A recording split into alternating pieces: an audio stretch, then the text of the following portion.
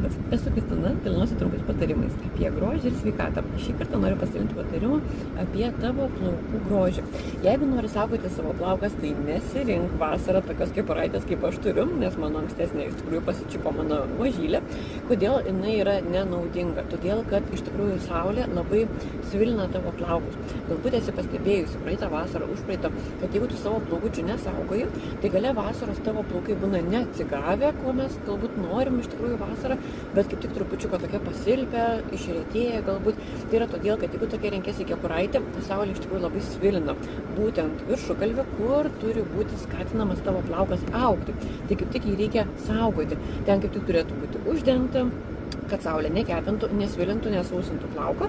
Taip pat nepamiršk, kad tavo plaukai ir saulė tai yra baisus derinys, jeigu jie yra šlapi, drėgni. Tai yra, jeigu tu, pavyzdžiui, įsimaudė ežere, kur nors vandenyje, jeigu tavo plaukai sušlapo, viršugalvis sušlapo, tau būtinai reikia juos prasausinti, lengvai suspausyti rankšluostuku, užsidėti kepuraitę, nes plaukam nepatinka, kai jie yra šlapi, kai juos kepina saulė, nes dar labiau įsiskverbia tos saulės spinduliai į plauką ir taip pat sausina jį, svilina ir plaukai tikrai tampa sausesni ir gali pradėti trupėti. Tai va, šį kartą tiek. Ačiū, kad esi ir iki kito karto.